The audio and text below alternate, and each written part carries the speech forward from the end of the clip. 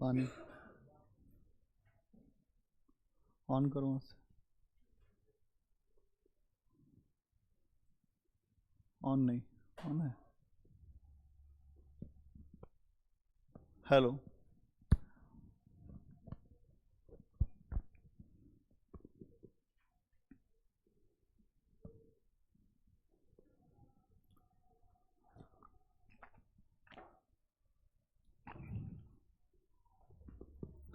कल कहाँ तक बात हुई थी?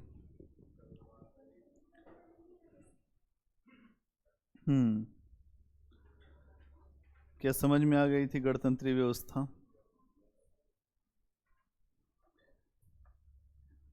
एक प्रश्न दिया था जो महिलाओं से जुड़ा हुआ प्रश्न था, पूर्व वैदिक काल और उत्तर वैदिक काल की महिलाओं की तुलना, उसको लिखा था। वो प्रश्न आया था समझ में? हाँ, आप लोगों ने लिख के दिया था, वो प्रश्न आया था समझ में? ठीक है। तो कल क्या लिखा था कुछ इसमें जो गणतंत्रीय व्यवस्था में, कि केवल समझा था? अच्छा, समझा था, थोड़ा सा लिखे थे। क्या लिखा था?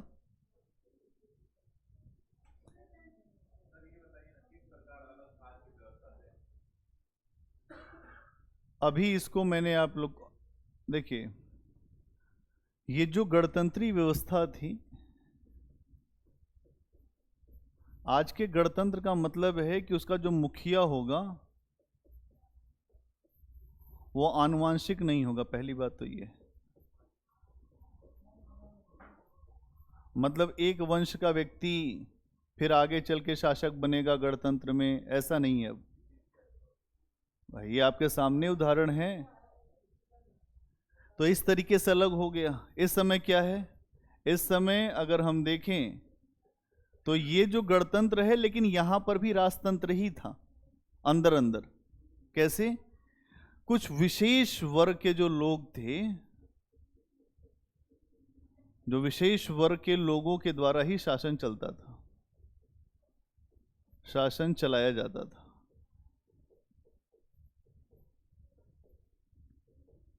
कौन था? क्षत्रिय। और यही जो क्षत्रिय वर्ग थे, इन्हीं में से ही अलग अलग लोगों के पास सदस्यता जाती थी। पहला अलगाव तो यही हो गया। जो दूसरा अलगाव क्या होगा, कि आज के गणतंत्र में आप देखेंगे कि महिलाओं की भागीदारी है।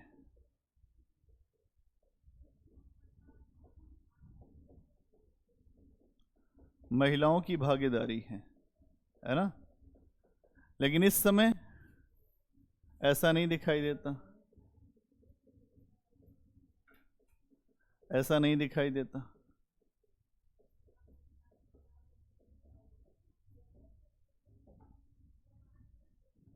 ठीक है।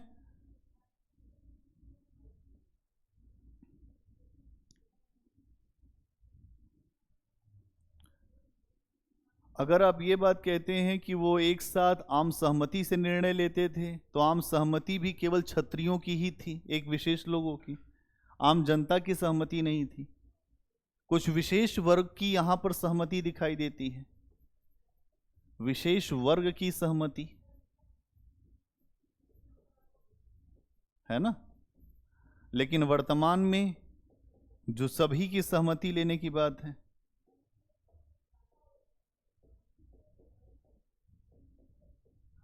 आप देखते हैं कि लोकसभा राज्यसभा में हर वर्ग, हर धर्म, हर जगह से लोग जाते हैं। चाहे वो अनुसूचित जाति हो, चाहे वो अनुसूचित जनजाति हो, चाहे वो महिला हो, चाहे वो जो पिछड़ा वर्ग हो, चाहे वो सामान्य हो, चाहे वो एग्लो इंडियन हो, ईसाई हो, सभी लोग जाते। लेकिन इस समय ऐसा कुछ नहीं है। तो जो उस समय की गणतंत्र की व्यवस्था थी वो काफी अलग थी। लेकिन एक बात यह है कि उस समय भी अगर ऐसी बात हो रही है कि हम इतने सारे लोगों को जोड़कर शासन करना चाह रहे हैं, तो ये कहीं ना कहीं एक एकता की बात दिखा रही है। दूसरी चीज, कोरम पूर्ति की जो बात है, कोरम पूर्ति उस समय हो रही थी, आज भी है, तो कुछ असमानताएं हैं। आज का जो गणतंत्र है वो अलग है, लेकिन उसके मूल में जो आज के गणतंत्र में जो आत्मा है, वो आत्मा क्या है? वो आत्मा है कि हमें कुछ अधिकार मिले। वो अधिकार जो हैं वो उस समय भी दिख रहे हैं।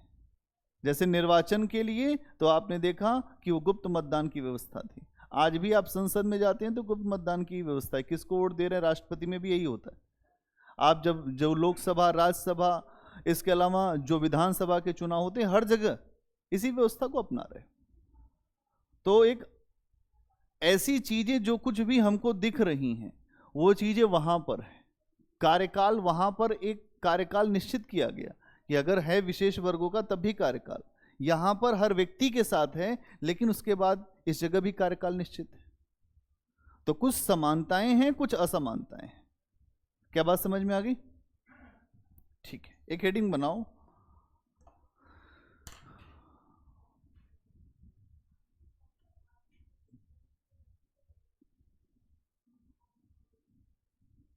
हेडिंग बनाएंगे कि गणतंत्रात्मक राज्यों की विशेषताएं। उस समय के जो गणतंत्रात्मक राज्य थे उनकी विशेषताएं क्या है? राज्यों की विशेषताएं।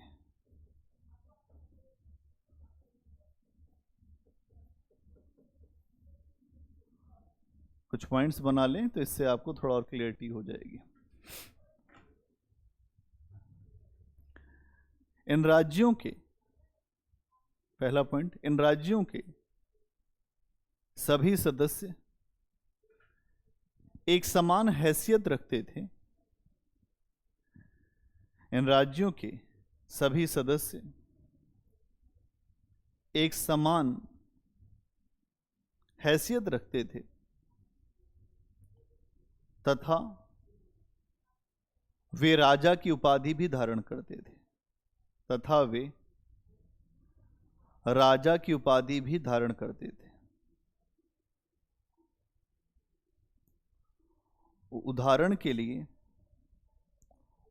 के लिए लिच्छवी गणराज्य में, उदाहरण के लिए लिच्छवी गणराज्य में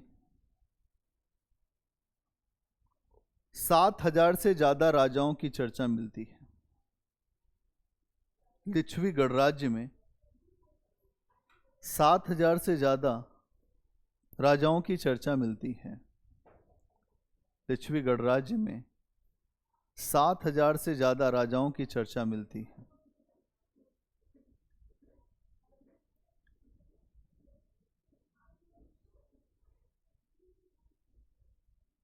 ठीक है, क्या समझ में आया इस पॉइंट में? हम लोग अभी चर्चा कर रहे हैं कि 6th सेंचुरी BC में जो गणतंत्र हैं उनकी विशेषताएं क्या हैं। पहली विशेषता तो आपने देखा कि इन राज्यों में जो लोग हैं, जो सदस्य हैं, सभी सदस्य एक समान हैसियत रखते हैं। मतलब हैसियत सबकी बराबर है। अगर हैसियत बराबर होगी तो राज्य में अलगाव जल्दी नहीं होगा। हाँ, और ये हैसियत बराबर रखने के साथ साथ ये सभी लोग एक साथ राजा की उपाधि धारण करते थे, सबके सब राजा। अगर हम सब राजा होंगे तो हमारे भीतर ये भावना ही नहीं आएगी कि हम कभी विद्रोह करें। आगे चल के अगर आप ये देखो कि आधुनिक भारत में जो मराठा एम्पायर था, मराठा राज्य बना, उसमें इसीलिए बाद में विद्रोह हुआ कि जो मराठा सरदार थे उनको आपस में ये लगने लगा कि हम छोटे हैं वो बड़ा है, हम बड़े हैं वो छोटा है। तो छत्रपति के साथ एक बार आए लोग, तो पेशवा सबसे ऊपर आ गया। फिर पेशवाओं के साथ भी बहुत सारे लोग आए, लेकिन सभी अलग अलग हुए। क्यों? क्योंकि जब ये भावना आ जाती है कि हम एक नहीं हैं, हम एक समान नहीं हैं, तो विद्रोह की संभावनाएं बढ़ती हैं। यहां जो गणराज्य हैं उन गणराज्यों ने अपने लोगों को, जो प्रभावशाली लोग हैं, उनको एक साथ कर लिया। तो विद्रोह कौन करता है? जो योग्य होता है, जो प्रभावशाली होता है। कायर कमजोर विद्रोह नहीं करते हैं। तुम इतिहास में देखोगे कि विद्रोह हमेशा वही व्यक्ति करता है जिसके अंदर कुछ सामर्थ्य होती, जिसके अंदर कोई पोटेंशियल नहीं होगी। क्या वो विद्रोह कर सकता है, रिवोल्ट कर सकता है? क्या विद्रोह करने के लिए साहस चाहिए। तो छठी शताब्दी 6th सेंचुरी बीसी में जो गणराज्य बने, उन्होंने एक स्ट्रक्चर सामने रखा कि हम सभी जो सदस्य होंगे वो एक समान होंगे, और एक समान होंगे हम सब राजा कहलाएंगे, और जब सब राजा होंगे तो विद्रोह ही नहीं होगा, और विद्रोह नहीं होगा तो राज्य बढ़ेगा। इसीलिए लिच्छवी गणराज्य अपने समय का बहुत शक्तिशाली गणराज्य था, और लिच्छवी गणराज्य को तोड़ने के लिए मगध साम्राज्य ने जोर लगा दिया। इसीलिए ये हुआ, क्योंकि जब आप बहुत एक होकर रहते हो तो कोई तोड़ ही नहीं सकता। जब आप मॉडर्न इंडिया में देखोगे कि जब तक मराठे एक थे, जो अगर आप देखोगे तो पश्चिम भारत में आज का जो मराठावाड़ा है, जो महाराष्ट्र का इलाका है, वहां पर बहुत ऐसी शक्ति उभर रही थी जिसको कहते हैं मराठा। कई सरदार थे मराठों में, गायकवाड़, सिंधिया, होलकर, भोसले, पवार, ठीक है। इन सारे सरदारों ने मिलकर मराठा एम्पायर बनाया था, और एम्पायर बना था छत्रपति शिवाजी महाराज के अंतर्गत। लेकिन बाद में जब ये स्ट्रक्चर टूटा तो अंग्रेज सफल हो गए। अगर स्ट्रक्चर नहीं टूटता तो अंग्रेज सफल नहीं होते। कभी इतिहास में जब भी बड़े परिवर्तन होते हैं तो अंग्रेज जब भारत में आए तो उन्होंने यही कहा कि डिवाइड एंड रूल, अलग करो फिर उसका रूल करो। और अगर आप डिवाइड नहीं कर पा रहे हो तो अभी आप में क्षमता है नहीं। अंग्रेज बहुत स्मार्ट थे। एंशिएंट काल में आप देखेंगे तो यही बात थी। मगध साम्राज्य ने लिच्छवी गणराज्य में फूट डाल दिया। ये फूट डालो वाला कॉन्सेप्ट बहुत पुराना है, ये अंग्रेजों के समय से नहीं चल रहा है, ये बहुत पीछे से चल रहा है। हम आगे बढ़ने के लिए बहुत सारे प्रयास करते हैं। अभी मोबाइल चलाना बंद करो, नहीं तो तुम बाहर जाओ तुरंत।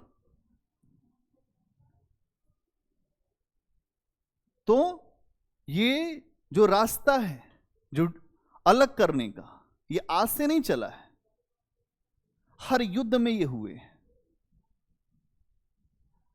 भारत में नहीं, जो दुनिया की अधिकतर लड़ाइयां लड़ी गई हैं उसमें यही चीज किया गया है कि जो प्रभावशाली वर्ग है उसके अंदर एक अविश्वास पैदा कर दो अपने जो सेना नायक के खिलाफ, और जब ये अविश्वास पैदा हो जाएगा तो लोग जीत नहीं सकते। और ऐसा ही अविश्वास लिच्छवी गणराज्य में भी पैदा हुआ, बाद में जाकर इसको तोड़ा गया। आगे आगे लिखो एक लाइन।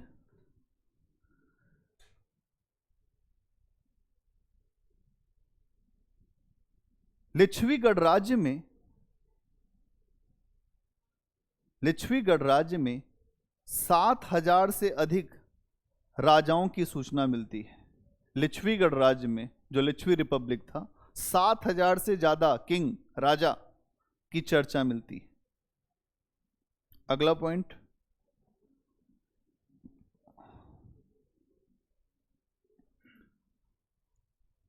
सदस्यों के बीच से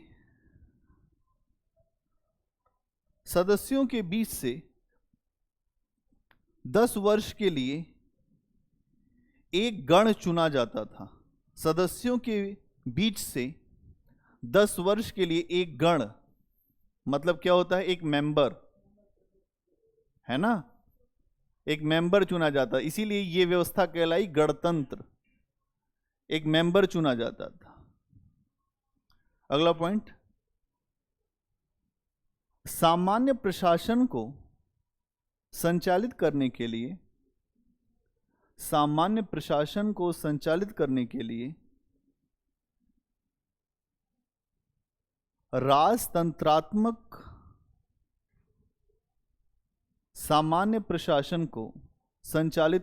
लिए जो जनरल एडमिनिस्ट्रेशन होता था, सामान्य प्रशासन को संचालित करने के लिए राजतंत्रात्मक, मोनेर्की, राजतंत्रात्मक व्यवस्था थी। राजतंत्रात्मक व्यवस्था थी।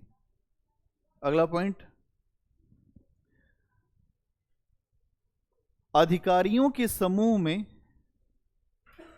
अधिकारियों के समूह में सेनापति,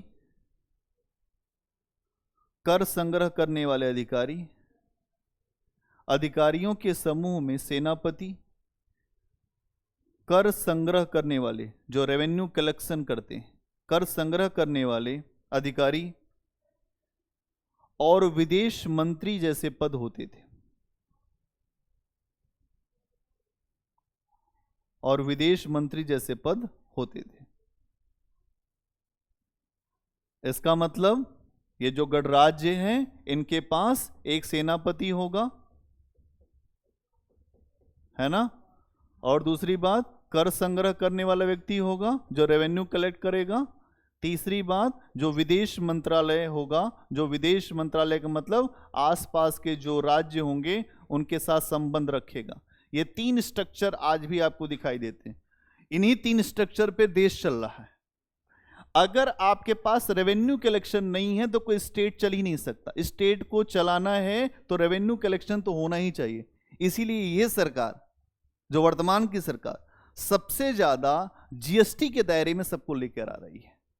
आप देखिए, इसीलिए आप बहुत ज्यादा रोड बना पा रहे हो, इसीलिए आप बहुत ज्यादा जो परिवहन के अलग अलग साधनों का डेवलपमेंट कर पा रहे हो, इसीलिए आप एयरपोर्ट्स का डेवलप कर पा रहे हो, इसीलिए आप जो बुलेट ट्रेन बना पा रहे हो। ये कहां से बना, कहां से रहे हो? ये सब टैक्स है।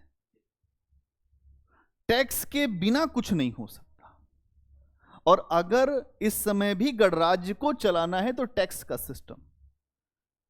अब केवल टैक्स से ही देश चलेगा क्या? देश चलेगा शक्ति से। इसीलिए सेना का होना बहुत जरूरी है। सेना के बिना ना तो राज्य चलेगा और ना ही हमारी व्यवस्थाएं चल सकती हैं। क्यों सेना की जरूरत है? क्योंकि अगर आपको राज्य में शांति चाहिए, राज्य में शांति चाहिए, तो राज्य में एक चीज तो यह भी है कि शांति के लिए आपको युद्ध भी करना पड़ेगा। आज ये भारत है, इस भारत में जो इसकी सीमाएं हैं, अगर वो असुरक्षित हो जाएंगी तो क्या अपना विकास कर पाओगे? क्या आप लाख बड़ी बड़ी बातें करो, आप नहीं कर पाओगे विकास। इसीलिए आपके पास एक मजबूत सेना होनी चाहिए। और मजबूत सेना केवल युद्ध के लिए नहीं, अपने हितों के संरक्षण के लिए भी चाहिए। इंटरेस्ट, जो हमारा इंटरेस्ट जोन है, उसको भी वो सुरक्षित रख सके, बचा के रख सके। इसलिए जो राज्य में एक सेना होनी चाहिए, और दूसरी बात, एक हमारे पास विदेश नीति होनी चाहिए। आज की भी पूरी भारत की व्यवस्था हमारी विदेश नीति पर चल रही है। क्या है विदेश नीति? क्या होती है भाई? अपने हितों को हमें जो सुरक्षित रखना है। दो चीजों से चलती है विदेश नीति। एक तो राष्ट्रीय हित, नेशनल इंटरेस्ट, और राष्ट्रीय सुरक्षा, नेशनल सिक्योरिटी। दो चीजों पे अगर हमारे बात आ जाएगी, जो राष्ट्रीय हित और राष्ट्रीय सुरक्षा, ये आईआर की भी कुछ चीजें मैं जोड़ रहा हूं क्योंकि आईआर में पढ़ाता हूं, तो आईआर में भी यही दो शब्द बहुत महत्वपूर्ण होते हैं, राष्ट्रीय हित और राष्ट्रीय सुरक्षा। अगर किसी राष्ट्र का राष्ट्रीय हित फंस जाएगा तो वो आपसे युद्ध कर जाएगा। और जो दूसरी चीज है राष्ट्र की सुरक्षा। हम जो भी विदेश संबंध रखते हैं उसमें हम अपने राष्ट्र की सुरक्षा को सबसे ऊपर रखते हैं कि हमारी सुरक्षा नहीं प्रभावित होनी चाहिए और हमारा इंटरेस्ट नहीं प्रभावित होना चाहिए। उदाहरण के लिए समझाता हूं, रूस और जो यूक्रेन के बीच में संघर्ष चल रहा है, ठीक है। अमेरिका और जो पश्चिमी शक्तियां हैं उनका दबाव है कि भारत रूस के साथ अपने संबंध रोक दे। लेकिन भारत की डिप्लोमेसी यह है कि भारत विश्व की सबसे बड़ी ऊर्जा आवश्यकता वाला देश है। यहां इतनी बड़ी आबादी है, हमें ऑयल, हमको गैस, हमें चाहिए ही चाहिए, हम रुक नहीं सकते। अगर नहीं मिलेगा तो हमारे यहां बहुत बड़ी समस्या खड़ी हो जाएगी। तो हमारा राष्ट्रीय हित इसमें है कि हम रशिया के साथ संबंध रखें और इसको विश्व मान्यता दें। तो हम डिप्लोमेसी जब बात करेंगे तो हम पूरी दुनिया के साथ तो खड़े होंगे, लेकिन जब अपने हितों की बात आएगी तो हम रशिया के साथ भी संबंध रखेंगे। यही हमने किया जब G20 की बैठक अभी भारत में हुई, तो इसमें जब रशिया के विदेश मंत्री आए तो उनके साथ अलग से एक बहुत मित्रता, अच्छा व्यवहार किया हमने। क्यों किया? क्योंकि हमारे राष्ट्रीय हित ज्यादा महत्वपूर्ण है हमारे लिए। वैश्विक हित तो है ही है, लेकिन राष्ट्र के हित ज्यादा ऊपर है। इसके बाद क्या है? हमारी सुरक्षा। भारत अपनी सुरक्षा के लिए फिर क्या प्रयास करता है? जो सुरक्षा का प्रयास क्या है, इसी तरह से तुमको जो लिच्छवी गणराज्य को भी समझना है। अब इंटरलिंक करो। जो लिच्छवी गणराज्य है उसकी सुरक्षा के लिए उसको अपने जो विदेशी संबंध बेहतर करने पड़ेंगे। तो राष्ट्रीय सुरक्षा का मतलब क्या है? विश्व में आपके अधिकतर मित्र हो, शत्रु कम हो। तो भारत क्या प्रयास करेगा? 200 से ज्यादा जो देश हैं विश्व में, उसमें अधिकतर मित्र हो भारत के, और जो हमारा शत्रु हो उसके अधिकतर शत्रु हो या उसका विरोधी हो। इसीलिए हमने पाकिस्तान को अलग थलग कर दिया। यह है रणनीति, इसको कहते हैं डिप्लोमेसी, कूटनीति। कूटनीति का मतलब यह है कि हम मेज पर बैठे और अपने पक्ष में बात करा के चले आए। अभी आपने देखा था कि बीच में चीन के साथ हमारा संघर्ष चल रहा था, जो लद्दाख के आसपास के इलाके पर। आपने देखा कि भारत एक तरफ तो संघर्ष कर रहा था और आपके विदेश मंत्री निकल गए थे विश्व में, अलग अलग देशों में घूम रहे थे। फ्रांस, जर्मनी, ब्रिटेन, अमेरिका, सारी शक्तियों का समर्थन हम ले आए। ये अगर युद्ध हुआ तो ये सारी शक्तियां हमारे साथ खड़ी हैं। चाइना भी डर गया। यह है डिप्लोमेसी। राष्ट्रीय सुरक्षा से बढ़कर कुछ नहीं है। और अगर हम ये ना कर पाते तो हो सकता है हमारे ऊपर चाइना अटैक कर देता, और फिर अटैक होता तो दोनों ही परमाणु शक्ति हैं, दोनों का बड़ा नुकसान होता, लेकिन भारत का ज्यादा होता।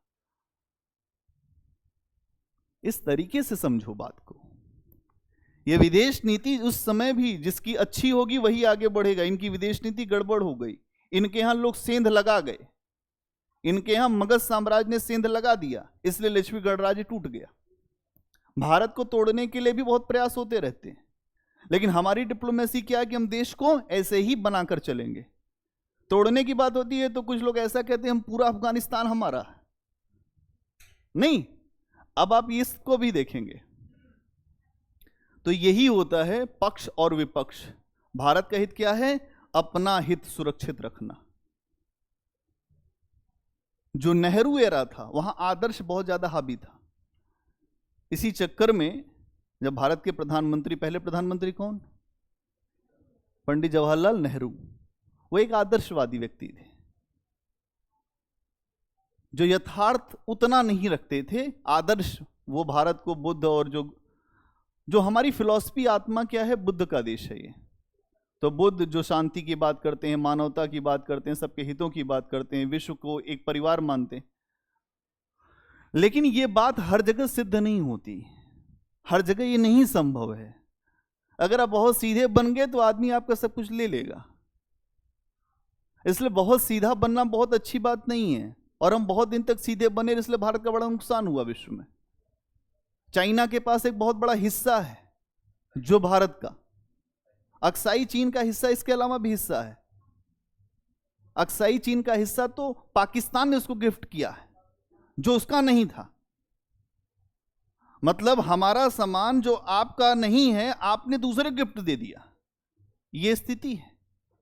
इसके अलावा अरुणाचल के आस बहुत सारे हिस्से हैं उसके पास, उसके कुछ ऊपर के हिस्से, कुछ हिस्से।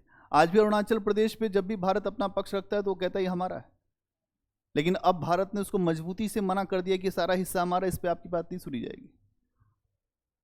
तो यहां समझना पड़ेगा कि जब विदेश नीति कमजोर हो जाती है या हम कमजोर हो जाते हैं तो अगल बगल के राष्ट्र आपको और नुकसान पहुंचाते हैं। इसलिए राष्ट्रीय सुरक्षा की बात की जाती है, राष्ट्रीय हित की बात की जाती है।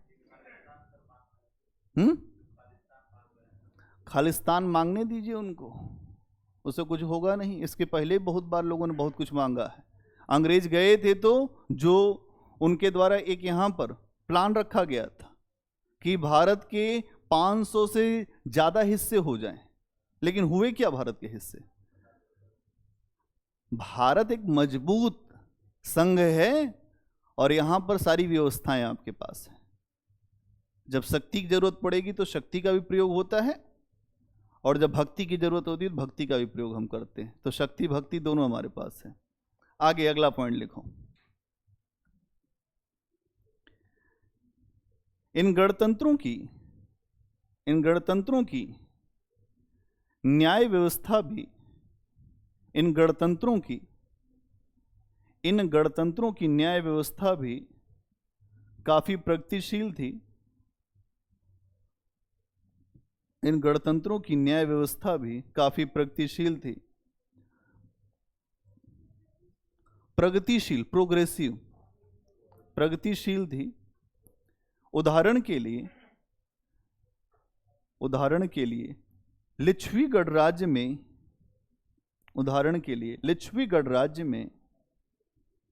जब किसी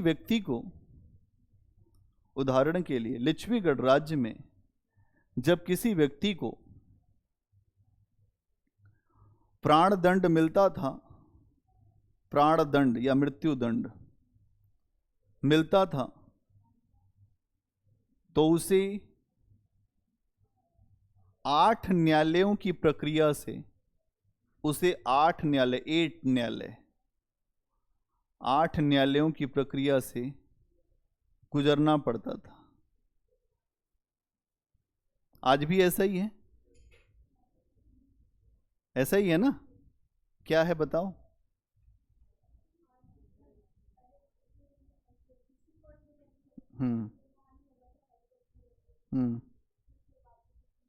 फिर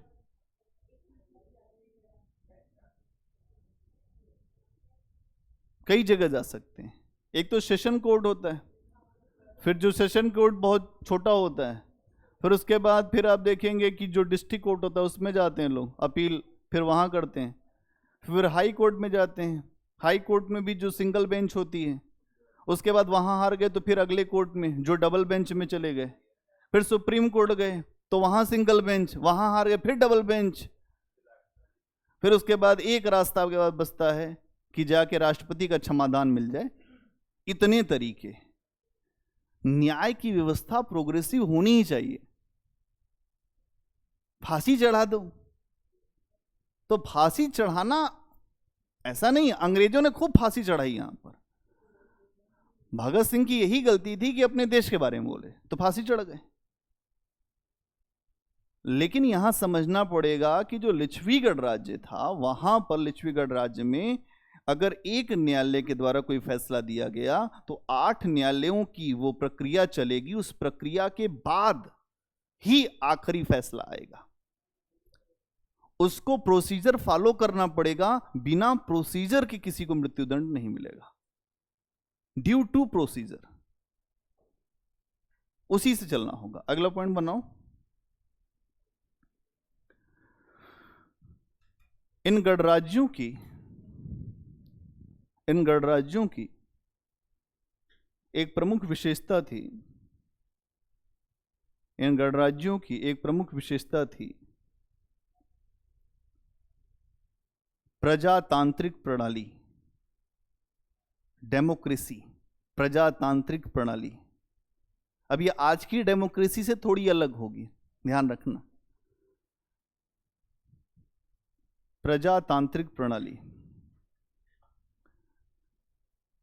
इन गणराज्यों के लोग, इसी में ही इन गणराज्यों के लोग बड़े बड़े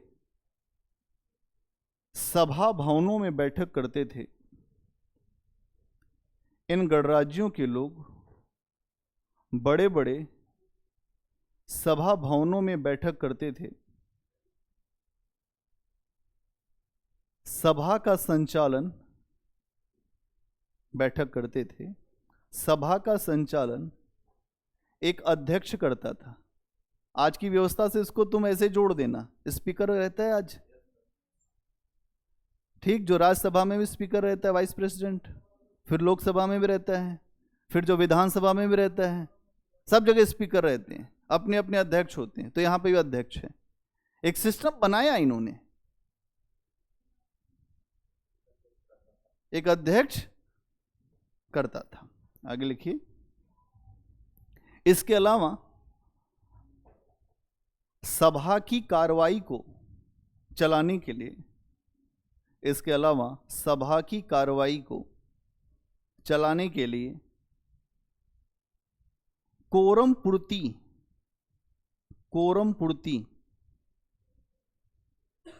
या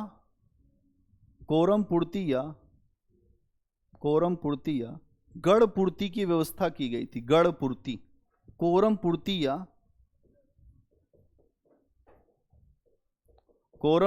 या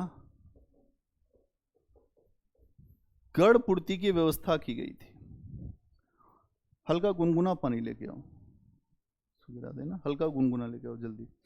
कोरम पूर्ति या गढ़ पूर्ति की व्यवस्था, कोई समझाओ इसको क्या है भाई। अध्यक्ष हैं, बैठ गया, मान लो 600 सदस्य हैं, तो ये कहा गया कि 600 सदस्य हैं, उसमें से कुछ निश्चित सदस्यों की संख्या आएगी तो बैठक होगी, नहीं तो नहीं होगी।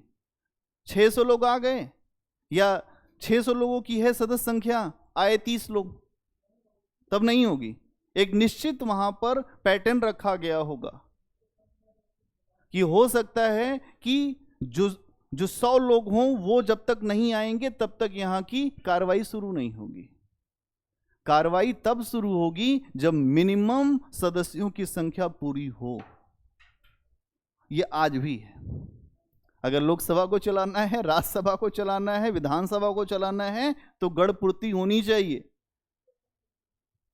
अगर कोई जो विधेयक पास कराना है उस समय भी गढ़ पूर्ति होनी चाहिए, और अगर नहीं है तो फिर जाइए घर। तो ये अपने आप में प्रोग्रेसिव बात है। उस समय अगर इतना सोच ले गए तो ये भी आसान नहीं है। 600 BC की बात हो रही है भाई। अभी दुनिया के सामने तो कोई जो नजर ही नहीं है इसके ऊपर। भारत में अगर हल्की सी भी नजर दिखाई दे रही है, इसका मतलब कि भारत एक प्रोग्रेसिव देश रहा है एंशिएंट टाइम में।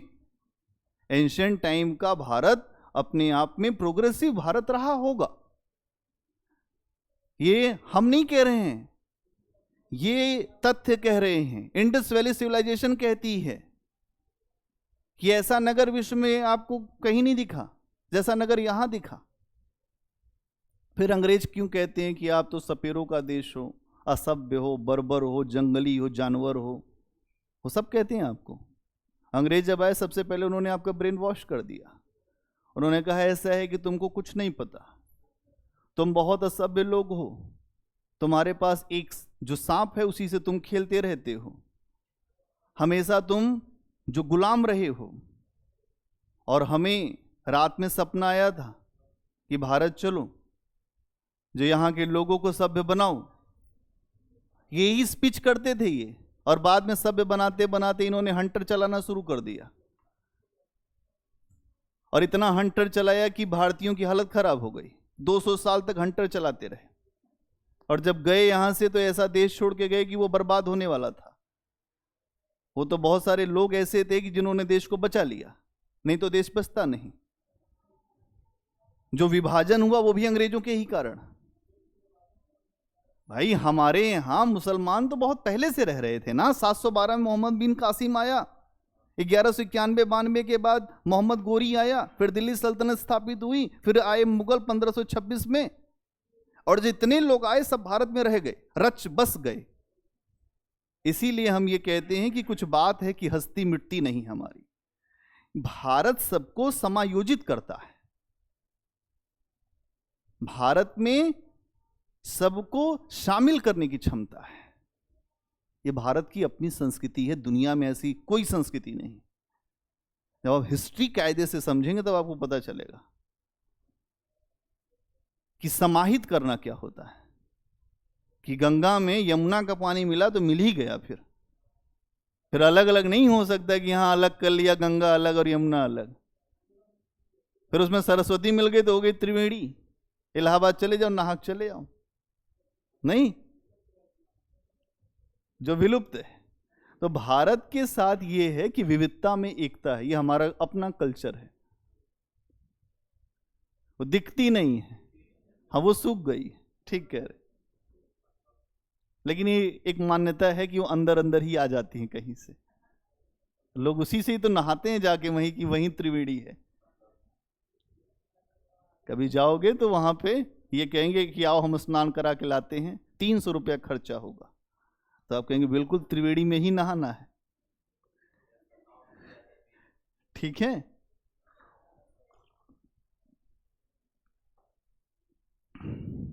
अगला पॉइंट बनाओ, क्या लिखा?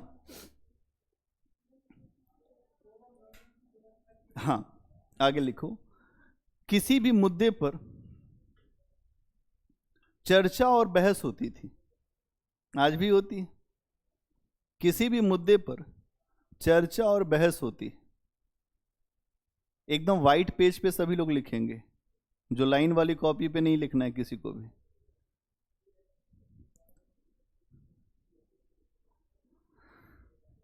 सभी मुद्दे पर चर्चा और बहस होती थी। चर्चा बहस आज का कॉन्सेप्ट है, एक नई डेमोक्रेसी जो आज की दुनिया की डेमोक्रेसी है, आधुनिक उसमें है। नहीं तो पहले तो एक निरंकुश शासन था। फिर निरंकुश का मतलब होता है जिसके ऊपर कोई अंकुश ना हो। लोग कहते हैं कि तुम बड़े निरंकुश हो गए हो, कोई रोक टोक ना लगाने वाला हो, और आदमी हमेशा निरंकुश रहना चाहता है। जैसे कोई रोक टोक लगाता है उसको बुरा लगने लगता है। आमतौर पे हमारा स्वभाव है, और राजाओं का ये स्वभाव और ज्यादा होता था कि वो अपने सामने किसी की बात नहीं सुनते थे। एक शासक हुआ फ्रांस में, लुई 14। तो लुई 14 कहता था कि आई एम स्टेट, मैं ही राज्य हूं, और मैं जो कहता हूं वही विधान है, वही संविधान है। और यही सेम बात जो शिवगामी देवी भी कहती बाहुबली में कि मेरा वचन ही शासन है। तो मुझे लगता है कि जो फिल्म बनाने वाले हैं उन्होंने भी पढ़ा होगा उसके बारे में। तो आपको समझना पड़ेगा कि एक जो निरंकुश व्यवस्था में उस समय पूरे भारत में अधिकतर जो व्यवस्था कैसी है, एक निरंकुश व्यवस्था है जहां किसी पे अंकुश नहीं है। वहां चर्चा और बहस करना किसी मुद्दे पर यह बहुत प्रोग्रेसिव सोच है। भले ही एक वर्ग का शासन रहा हो, छत्री ही रहे हो, लेकिन आपस में भी चर्चा कर लेना यह आसान नहीं है। आपने अपने परिवार में देखा होगा, पिता पूछता ही नहीं, बाबा पूछते ही नहीं, कोई निर्णय लेना होता है आमतौर पे सहमति हो गई, हमने मान लिया तुम मान जाओ। सहमति ही नहीं बनाने का प्रयास है। क्यों? क्योंकि उनको लगता है कि ये क्या जानेगा, ये तो मेरे सामने ही आया, इसको क्या समझ हो सकती है। हमारा इसीलिए अपने लोगों में भी एक बार जो डिस्कशन होता है, परिवार में भी होता है, हम इसी मुद्दे पर ही अक्सर चर्चा करते हैं। दबाव बना दिया जाता है कि वो ये हैं, वो ये हैं, वो तो प्रिंसिपल साहब हैं, वो तो आईएएस हैं, तुम यहां क्या बोलोगे छोटे बच्चे। फिर क्या होता है कि अगर आपने भी कुछ अर्जित किया है ज्ञान, तो आप अपनी बात रखें, कहे चलो तुम यहां से निकलो, तो आप अपनी बात नहीं रख सकते। यह व्यवस्था क्या है? एक निरंकुश व्यवस्था है जो हर परिवार में दिखती है, आज भी दिखती है। कहने को तो हम लोकतांत्रिक हैं, लेकिन लोकतंत्र में हर व्यक्ति के अधिकारों का महत्व होता है, लेकिन परिवार में अभी लोकतंत्र नहीं आया। प्रयास हो रहे हैं लगातार कि लोकतंत्र आ जाए, लेकिन यहां पर जो गणराज्य हैं उनमें आपको ये चीज दिखती है कि हर मुद्दे पर चर्चा करना, उस पर बहस करना। आपके लोकसभा राज्यसभा में भी ये होता है, चर्चा होती है, बहस होती है, तब वो कोई जो विधान होता है वो पारित होता है। आगे लिखो। हाँ इसी में, यदि किसी मुद्दे पर मतदान की आवश्यकता पड़ती थी, यदि किसी मुद्दे पर मतदान की आवश्यकता पड़ती थी, तो उसके लिए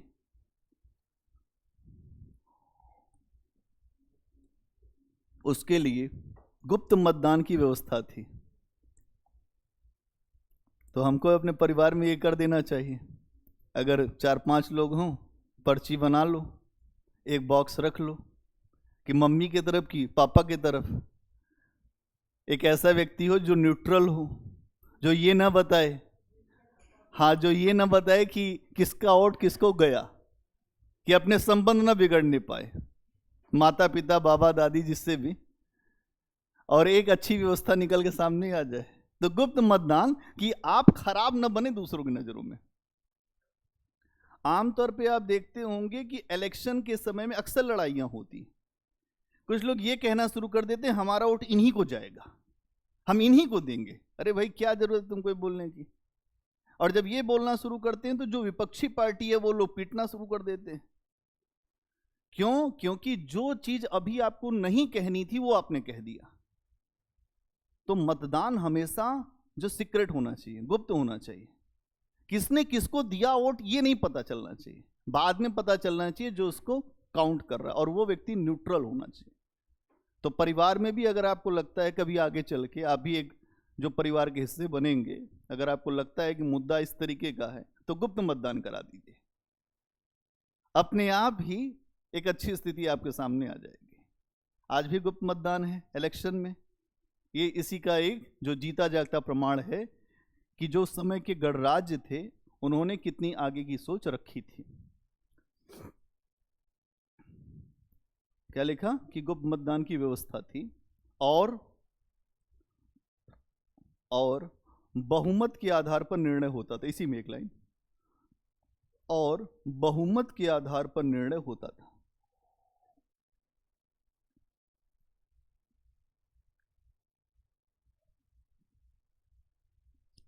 और बहुमत के आधार पर निर्णय होता था। जिधर जो बहुमत है उसका निर्णय मान लेंगे। आप लोग यहां बैठे हैं, 6 लोग अगर किसी मुद्दे पर एक साथ आ जाएं, एक लोग हो सकता है कि वो बोले नहीं नहीं इसकी जरूरत नहीं है, तो हम उस पे जाएंगे जहां पर अधिक लोग बात करेंगे। आमतौर पर जब हमको अपनी क्लास जो बड़ी क्लासेज होती है उसमें हम इसी तरह से करते हैं, जो बहुमत ले लेते हैं। तो जो लोग अल्पमत में आ जाते हैं अपने आप ही हाथ नीचे कर लेते हैं, उनको पता है कि अल्पमत में आ चुके। अल्पमत का मतलब ये होता है कि आपकी बात को मान्यता नहीं मिल पाई। ये हो सकता है कि आप सही हो फिर भी, क्योंकि भारत में या विश्व में अगर लोकतंत्र में ये भी देखेंगे, एक आरोप लगता है कि ये भीड़ तंत्र है।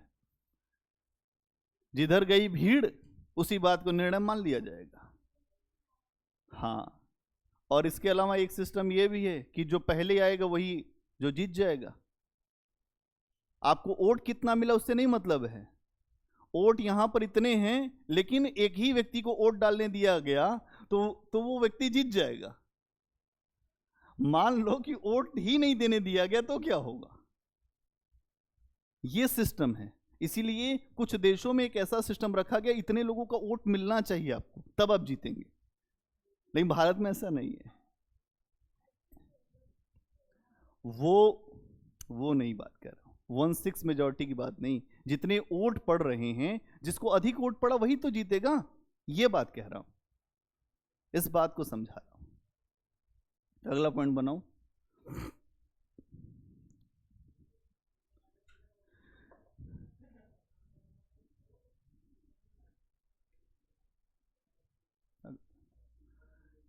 आज की दृष्टि से देखा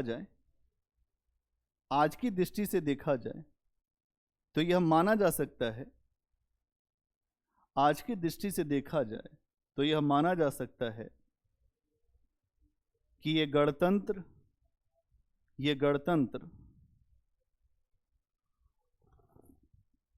वास्तविक गणतंत्र नहीं थे। ये गणतंत्र वास्तविक गणतंत्र नहीं थे। वास्तविक गणतंत्र नहीं थे। वास्तविक गणतंत्र नहीं थे, अपितु हमें अल्पतंत्र के रूप में दिखाई देता है। अपितु हमें अल्पतंत्र के रूप में दिखाई देता है, क्योंकि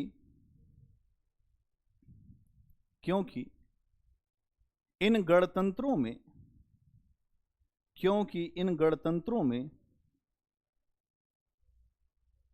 केवल क्षत्रिय वर्ग के लोग शामिल थे, क्योंकि इन गणतंत्रों में केवल क्षत्रिय वर्ग के लोग शामिल थे।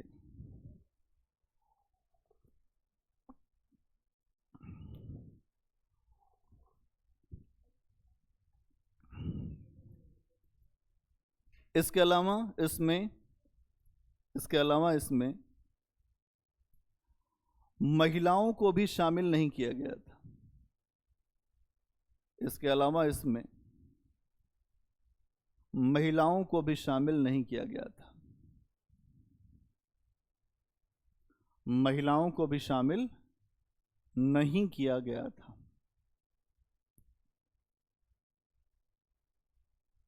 किंतु इन सीमाओं के बाद भी, ये जो लिमिटेशन है इसके बाद भी, किंतु इन सीमाओं के बाद भी भारतीय राजनीति के लिए यह व्यवस्था काफी महत्वपूर्ण दिखाई देती है। भारतीय राजनीति के लिए यह व्यवस्था काफी महत्वपूर्ण दिखाई देती है, क्योंकि काफी महत्वपूर्ण दिखाई देती है क्योंकि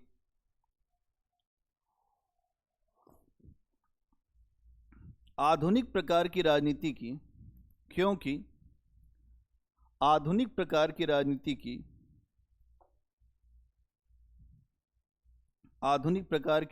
की यह विश्व में पहली व्यवस्था थी। आधुनिक प्रकार की राजनीति की यह विश्व में पहली व्यवस्था थी या विश्व में पहला प्रयोग था। आधुनिक प्रकार की राजनीति की विश्व में पहली व्यवस्था। तो समझ गए भारत की स्थिति क्या है विश्व में। जो मॉडर्न जो राजनीति हो रही है, उस राजनीति में जो आधार का काम करता है, बेस का काम करता है, वो भारत की जो गणतंत्र की व्यवस्था है। ऐसे पढ़ा था एंशिएंट कभी इस तरीके से जोड़कर? ये तरीका हिस्ट्री पढ़ने का। कहानी पढ़ने का नाम हिस्ट्री नहीं है कि जो बैठ के कहानी पढ़ लिया ये समझ लेना। हिस्ट्री का मतलब है आप हिस्ट्री को कैसे समझ पा रहे हो। समझ बन गई हर विषय की तो आंसर लिखना आपके बाएं हाथ का खेल है, क्योंकि आप आंसर लिखना चाहते हो तो आपको अपनी समझ बनानी पड़ेगी। समझ के बिना आंसर नहीं लिखा जा सकता। अगली हेडिंग बनाओ, गणराज्यों का पतन, डिक्लाइन ऑफ रिपब्लिक। कैसे डिक्लाइन कर गया ये गणराज्य, ये जो अलग अलग गणराज्य थे कैसे डिक्लाइन कर गए। और आज भी आप समझेंगे कि जो भी राज्य डिक्लाइन करते हैं उनके पीछे यही कारण होंगे। जो कारण उस समय थे वो कारण आज हैं और वही कारण भविष्य में भी होंगे। इतिहास यही दिखाता है। जो समस्या उस समय तुमने उत्पन्न किया वही समस्या तुमने बीच में भी उत्पन्न की और आज भी करेंगे तो फिर वही रिजल्ट सामने आएगा। तो इतिहास एक प्रयोगशाला है। वहां इसके पहले ऐसे प्रयोग हुए हैं, उसके रिजल्ट देख लिए गए हैं। जो विश्व युद्ध लड़े गए वो भी प्रयोगशाला के रूप में है। आप वो चीज बार बार लाओगे तो विश्व युद्ध होगा, अगर नहीं लाओगे तो रुक जाओगे। ये एक जो लिटमस पेपर है, जो प्रयोग होगा तो वही चीज आएगी सामने, और अगर आप नहीं प्रयोग करोगे तो बच जाओगे। तो इतिहास अतीत का मंथन है जो बीत चुका है। अतीत का मंथन करके वर्तमान को समझना और वर्तमान को बेहतर करके भविष्य बनाना है इतिहास। इतिहास तथ्यों का संग्रह नहीं है। फैक्ट पढ़ लिया 10 हो गया हिस्ट्री तैयार। इतिहास आपके जीवन की जानकारी देता है। जीवन में क्या हुआ, कैसे हुआ, आपने किस तरह की गलतियां की, समाज में क्या महिलाओं की स्थिति थी, समाज में क्या मजदूरों की स्थिति थी, समाज में क्या अन्य जातियों की स्थिति थी, कैसे इतिहास देखा गया है। समाज को देखोगे, हिस्ट्री में हर काल के समाज को देखते हैं हम। इतिहास एक तो वहाँ की राजनीति व्यवस्था, वहाँ की सामाजिक व्यवस्था, आर्थिक व्यवस्था या जो सांस्कृतिक व्यवस्था, धर्म, हर चीज को देख लेते हैं। पहले की हिस्ट्री में पॉलिटिकल हिस्ट्री बहुत देखते थे, अब हम पॉलिटिकल हिस्ट्री ज्यादा नहीं देखते। अब हम देखते हैं समाज और अर्थव्यवस्था, कि समाज कैसा था उस समय का, और महिलाओं की स्थिति कैसी थी, निम्न जातियों की स्थिति कैसी थी, क्या उनमें कुछ अच्छा समय था तो जिसकी काल में इनकी स्थिति अच्छी होगी वो काल बेहतर माना जाएगा। क्या क्लियर है? अगला पॉइंट बना लिया आपने, जो गणराज्यों का पतन, इसमें लिखिए कुछ।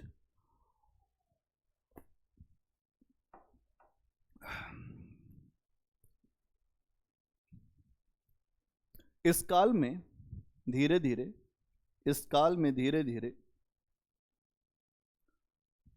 गणराज्यों का पतन शुरू हो गया। गणराज्यों का पतन शुरू हो गया, जिसके पीछे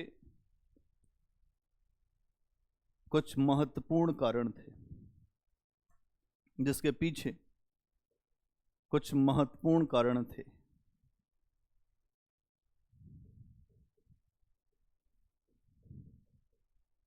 जिसमें एक कारण क्या है कि जो मगध साम्राज्य का विस्तारवाद, कुछ महत्वपूर्ण कारण थे। जैसे मगध साम्राज्य का विस्तारवाद,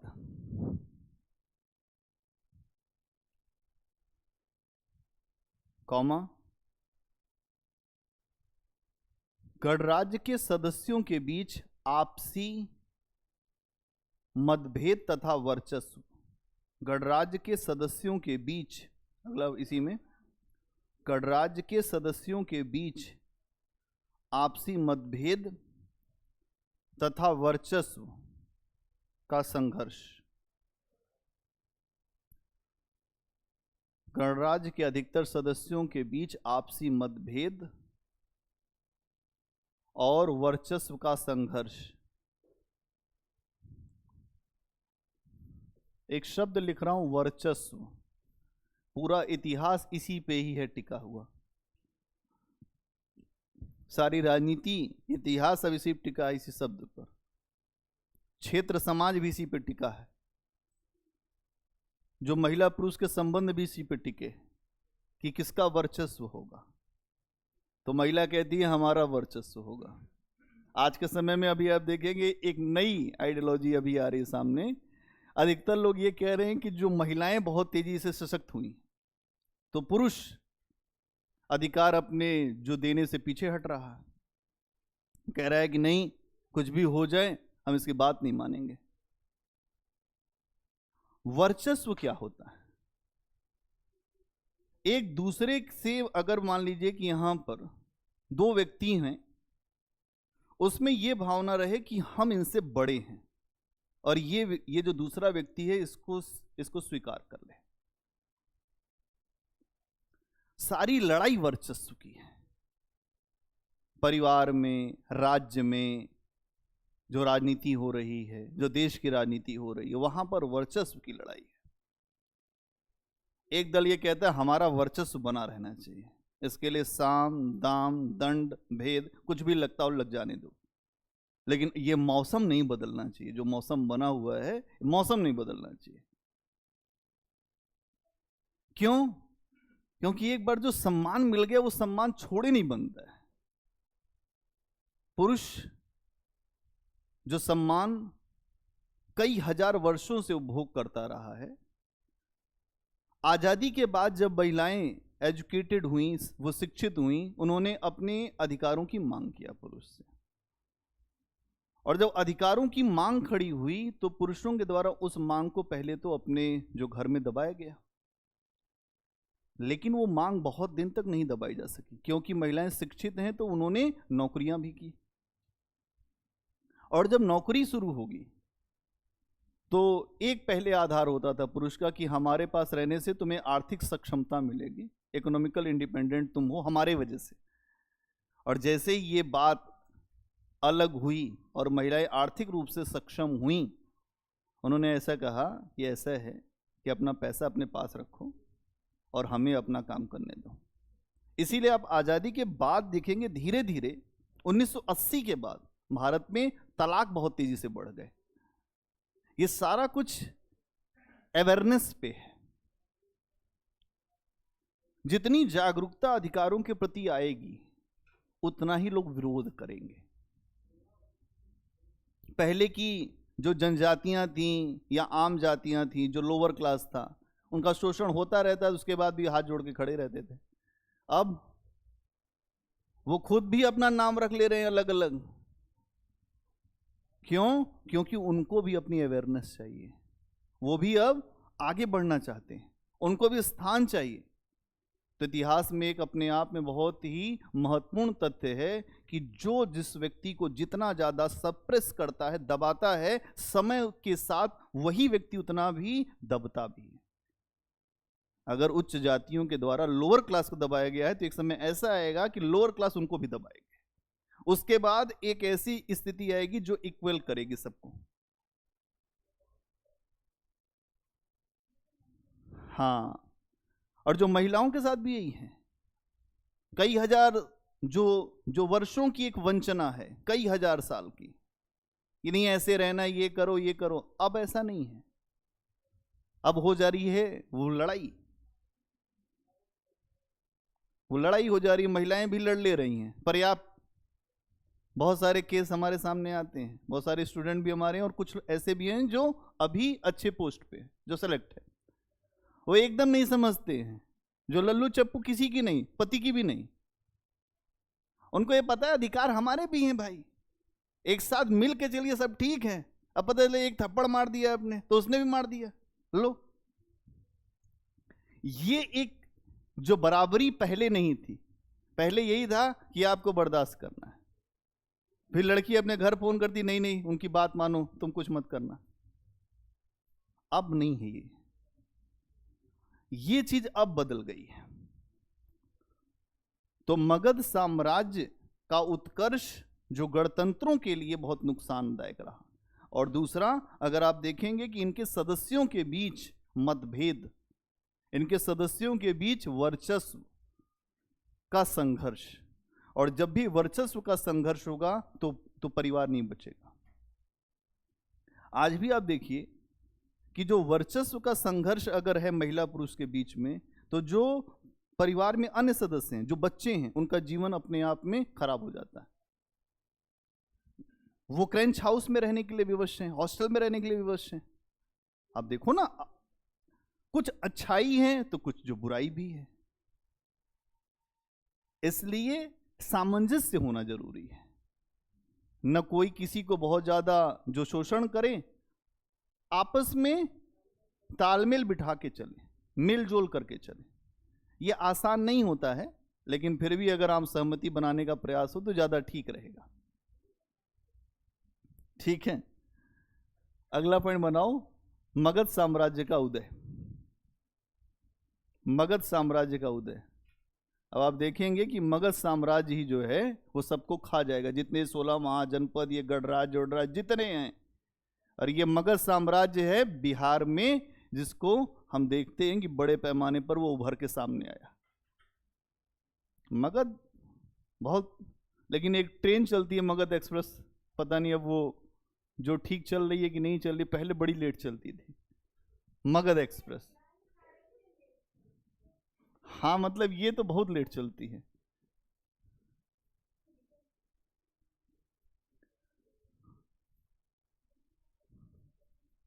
चलो अभी पहले यहां फोकस करो, मगध साम्राज्य का उद्भव।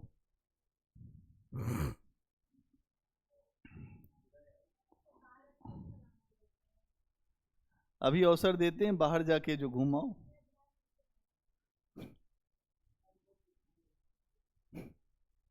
इसका मतलब ये है कि अभी तुम्हारा जो है फोकस नहीं बन पा रहा।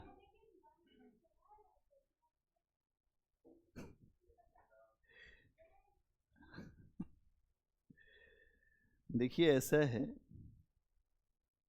इतने दूर आने के बाद अब एक ही चीज आपको दिखनी चाहिए, जो मेरा अपना मानना है। यहां पे हर चीज दिखेगा आपको। ये मुखर्जी नगर है, डॉक्टर श्यामा प्रसाद मुखर्जी जिनके नाम पे पूरा मुखर्जी नगर है, ठीक है।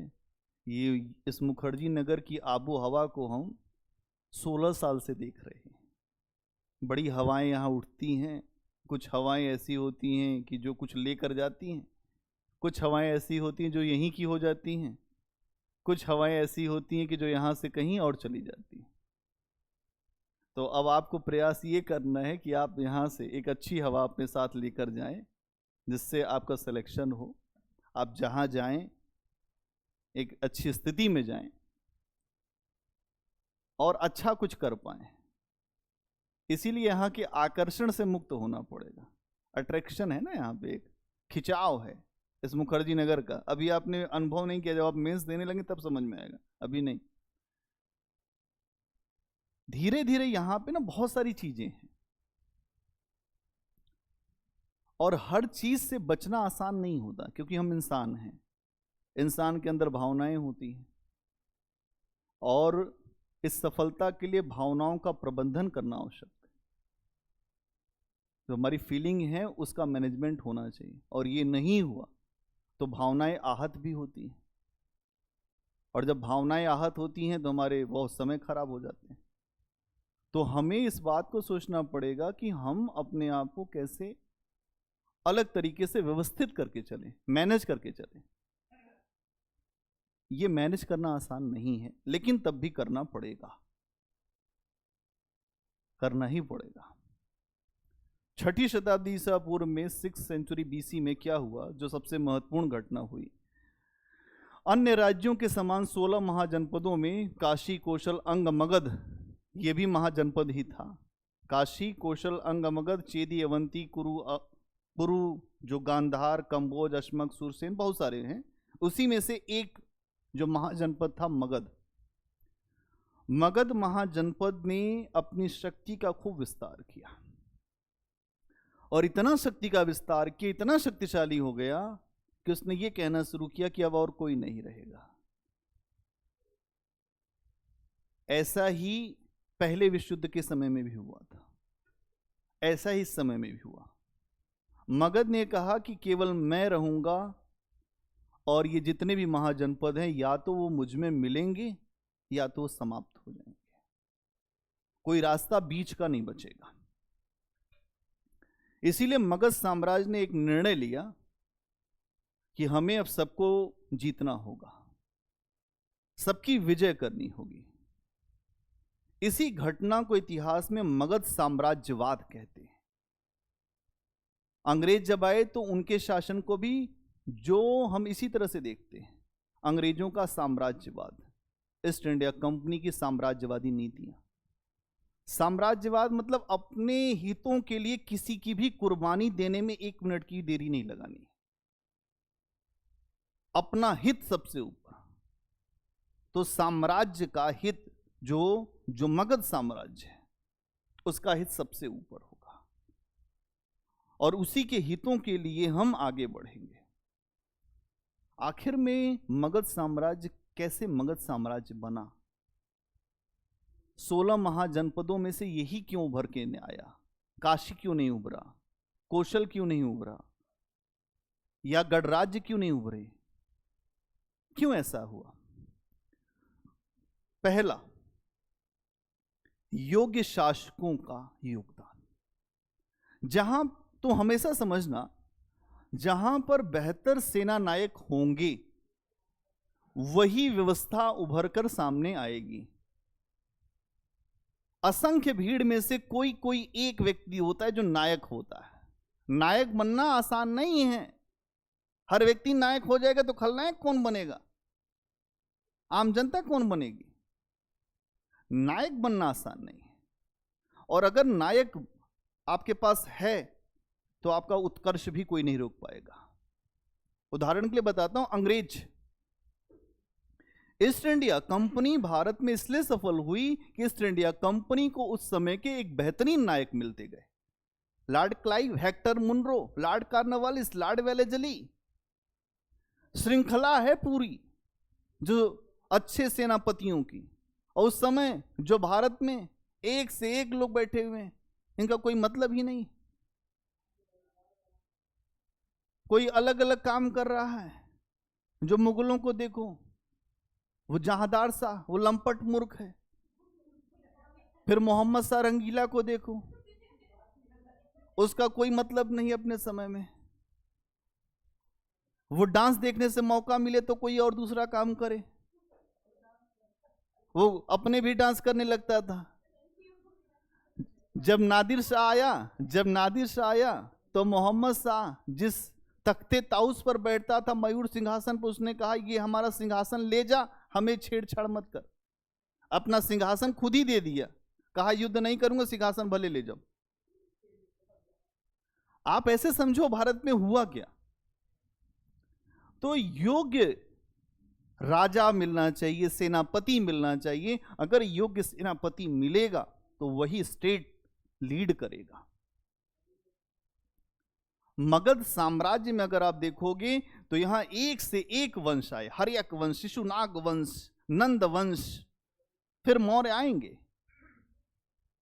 हर्यक वंश में भी कई शासक, उसमें बिंबिसार जो भगवान बुद्ध के समय में था। बिंबिसार ने भगवान बुद्ध को जंगल में देख लिया और देखते ही कहा कि आप तो राज्य करने योग्य हैं, कहां जा रहे हैं। तो बुद्ध ने कहा हम खुद राज्य छोड़ के आए हैं, तुम कहां हमारे पीछे आ गए। कहीं आपको देखने से लगता है आप राजकुमार जैसे दिखाई दे रहे हैं। कह देख ऐसा है कि अभी हम किसी दूसरे रास्ते पर निकल रहे हैं, अभी हमको राज्य नहीं करना है, अभी हमको आगे बढ़ने दो। कहा नहीं, हम आपके साथ, हम यहीं रुकेंगे, या आप हमारा राज्य नहीं लेना चाहते हैं तो मैं आपके साथ यहीं पर खड़ा रहता हूं, और चलिए यहीं राज्य बना देता हूं आपके लिए, आधा यहाँ का ये जो पूरा जंगल आपका आज से। बुद्ध ने कहा देखिए ये सब मजाक हमसे मत करो, हमें कोई राज्य नहीं चाहिए, हम अपने पिता के इकलौते बच्चे थे, फिर भी छोड़ के राज्य आए हैं, हम कहीं जा रहे हैं, अगर कुछ हमको मिलेगा तो पहला ज्ञान तुमको देंगे आएंगे तो। इसीलिए बिंबिसार से बुद्ध गए भी थे मिलने। बुद्ध ने कहा अगर मैं ये चीज हमको जो मिल गई, जो मैं ढूंढने गया हूं, तो मैं तुमको जरूर बताऊंगा। बुद्ध ने बहुत सारे काम किए अपने जीवन में, इसलिए महान है। बुद्ध राजा के लड़के थे, लेकिन बुद्ध के अंदर बड़ी सरलता थी, सहजता थी आम जनता को लेकर। बुद्ध ने कभी भी वर्ण व्यवस्था को नहीं माना। वर्ण व्यवस्था उनके मतलब की चीज नहीं है, उनके मतलब की चीज है कि सब बराबर होने चाहिए। एक बार जब बुद्ध जा रहे थे जंगल में, तो जो बुद्ध की जो पोशाक थे वो बहुत अच्छे पोशाक थे, जैसे एक राजा के पोशाक होते हैं वैसे पोशाक। पहले के राजाओं के जो वस्त्र होते थे वो सोने के तारों से बनते थे। हाँ हाँ सही, बिल्कुल आपने नहीं देखा, हमने एक दो राजाओं को देखा है और उनसे जो मिला भी है। मैं भी मिला हूं ऐसे राजाओं से। जब हम छोटे थे तब एक जो बनारस में एक राजा हुआ करते थे, उनका नाम था विभूति नारायण सिंह। तो वो हाथी पे बैठ के चला करते थे, तो वो जो सोने की टोपी पहनते थे, कपड़े के जो तार होते थे वो भी उनके वो सोने के ही होते थे। ठीक है, तो इसी तरह से जो बुद्ध भी निकले थे ऐसे ही कपड़े पहनकर। तो बुद्ध ने जब देखा जंगल में, तो एक व्यक्ति दिखाई दिया बुद्ध को। वो व्यक्ति एक साधु के वेश में था, तीर और धनुष रखे हुए, और वो जानवरों का शिकार करता था।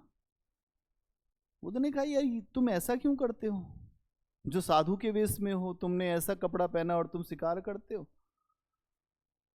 तो उसने कहा ऐसा है, आप नहीं समझेंगे बात को। बुद्ध ने कहा नहीं यार मैं समझना चाहता हूं, बताओ क्या बात है।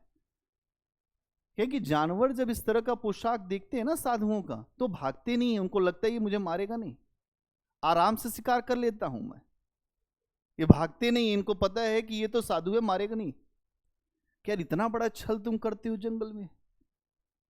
एक काम करो, तुम मेरा कपड़ा ले लो, ये बहुत मूल्यवान है, और ये वाला मुझे दे दो। तो बुद्ध ने ये दिखाया कि सांसारिक दृष्टि से जो व्यक्ति जो काम कर रहा है कपड़ा पहन के, ये जरूरी नहीं है कि वो काम वही हो रहा हो। इसीलिए कबीर ने कहा तन रंगाया, मन नहीं रंगाया। तन तो रंग लिया, कपड़ा उतार दे, एक हमने ये वाला कपड़ा उतारा, कोई और पहन लिया जो विवेकानंद वाला, तो विवेकानंद हो जाएंगे।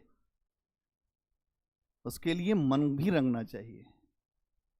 अगर ये कपड़ा न भी उतारा जाए और अंदर से मन रंगा है, तो आप इसी दुनिया में रह के विवेकानंद हो जाएंगे। ये फिलॉसफी है बुद्ध की। आगे चर्चा करेंगे, बुद्ध पे ही आ रहे हैं तो थोड़ा सा माहौल बुद्ध पे भी बनता रहे। तो यहां आप देखते हैं कि बहुत सारे वंश आए, हर्यक वंश, फिर शिशुनाग वंश, नंद वंश, और इन सारे वंशों ने एक बेहतरीन कूटनीति और राजनीति का परिचय दिया।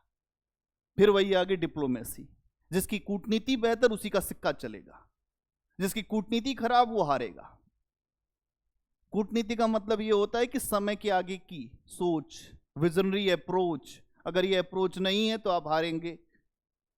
आप आईएएस बनने आए, आपके पास कोई अप्रोच ही नहीं है। अप्रोच नहीं है तो अपने टीचर से मांगिए, उसके बाद भी नहीं आ रहा तब भी प्रयास करिए, और उसके बाद आप ये कहें कि हमको कोई मतलब नहीं है, तो फिर वही होना है जो नहीं होना चाहिए।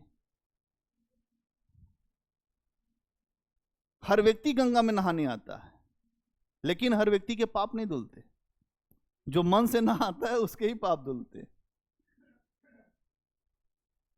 तो यहां पर भी यही चीज है, तैयारी सभी करते, जो सेलेक्ट वही होगा जो मन से पढ़ेगा। इसके जो हथियारों को अपने पास रखेगा तर्कस में, वही होगा सेलेक्ट। आंसर राइटिंग, अपने जो लक्ष्य पे जो फोकस्ड रहेगा वो सेलेक्ट हो जाएगा। जो इधर उधर करेगा, 3-5 करेगा, चाहे वो लड़की हो या लड़का, काम खत्म। यहाँ पे कोई बीच का रास्ता नहीं। ये बात बहुत अनुभव की है, अनुभव करने की है। तो यहां पर यह भी सोचना पड़ेगा आर्थिक कारण क्या हो सकता है इनके उदय का।